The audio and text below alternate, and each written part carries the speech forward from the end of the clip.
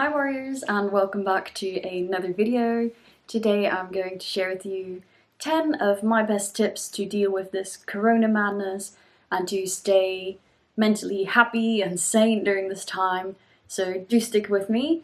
If you have any of your own tips, definitely leave them below as well. Give this video a thumbs up, subscribe, and if you didn't last week, I still have that coupon code for the Ana Luisa jewelry store. I really love their products, and even though I'm not leaving the house, I'm definitely still wearing them all the time because they're making me feel so pretty. Anyway, without further ado, let's get to the content of this video.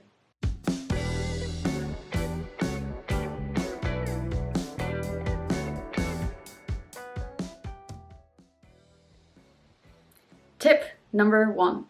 Stay connected to other people. So yesterday, for example, Tom and I had a whole games night online with some of his friends, some of my friends. I called my sister, I've called my parents this morning, and especially during this time when you might not see other people as frequently as you did before, it's really important to stay in contact. The internet is a wonderful thing, just so that they know you're thinking of them, but also for your own mental sanity, because you need to have some contact with people, be able to express your feelings, be able to express everything that's going on in your life. So that's my first tip. On to number 2. Talk about things other than corona. So when you're contacting people, talk about other things that are going on in your life, in your head. But yeah, don't stay in that negative frame of mind or constantly focusing on that one thing, because that can cause a lot of anxiety and it just ignores all the other wonderful things that are going on in your life. And for that reason, I think it's also important to maybe take a little break from the news sometimes. And practice gratefulness. So rather than focusing on these negatives, focus on everything that is good. So, for example, I still keep my gratefulness journal. I've talked about this so many times, but I write down the things in the day that I'm proud of, the things I achieved, the things I'm really happy about. So, for example, now, even though I'm not able to be with my family during this time, I'm really grateful to be here with my boyfriend. I'm really grateful about the wonderful weather. Here in England, we're still allowed to go outside for our daily exercise. So I do try to go for a walk or do some handstands out in the sun. I'm also really grateful for the wonderful food we still have available and the fact that me and my family are still doing well and are still healthy. So there's so many things you can be grateful for. Definitely write them down. In addition to writing down your gratefulness, be sure to also write down maybe what's going through your mind, how you're feeling. Make sure to check in with yourself every single day. And 4, spend a little bit of time doing exercise or being outside. Obviously, if you, for recovery reasons, have bed rest prescribed to you, then you know what? This is the perfect time to have that prescribed to you.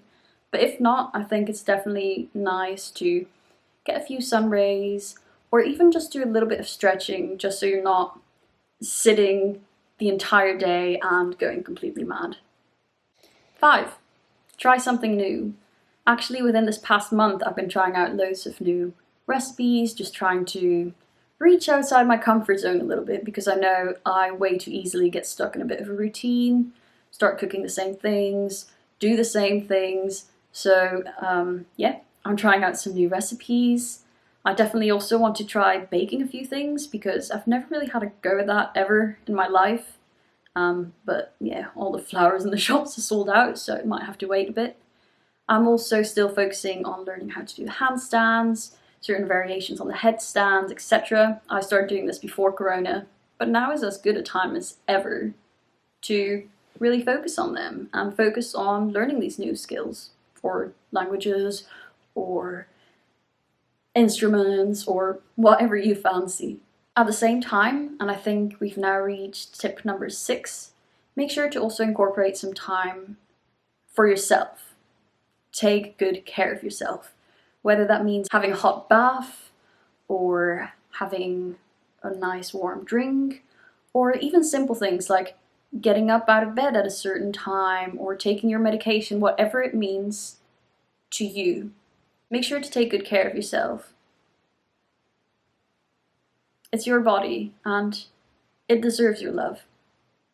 Tip number 7, whilst I do encourage obviously trying new things, it can be really good during this difficult time to have a bit of a routine. So I still wake up between 7 and 8 each morning. I have breakfast, I then start work. I definitely do work until lunchtime, and then in the afternoon I'll continue to do some work, but I might plan in a walk or some exercise or whatever it is that I want to do. But I make sure to set myself a little schedule the night before and to keep it fairly constant from day to day. That way I know that even in this chaotic time, I have this regularity, and for me personally, that greatly reduces anxiety. It might do for you too. Next, eat well, stay hydrated. The usual advice. Don't use this chaos and this new routine to start eating less or fall back into old habits, but really stick with your recovery. Keep going. And if you have any treatment that you were accessing before, maintain these contacts. Even though you might not be able to, for example, see your therapist right now, you might still be able to email her or to arrange online consultation, things like that, because right now, your mental health, your physical health, they're both so important. So make sure to maintain these contacts. Maintain these contacts whichever way you can. My last tip to you is to talk to yourself kindly. If you start getting stuck in negative thought patterns, pull yourself out and tell yourself something positive instead. For example, I found myself feeling really trapped and negative sometimes, especially because I came to Stroud in a bit of a rush and I've not been able to go back to Bath, so pretty much all of my stuff is in Bath. I don't have books here, I don't have so many of my happy things. I've also started living in Tom's clothes pretty much most of the time, and it's not an ideal situation.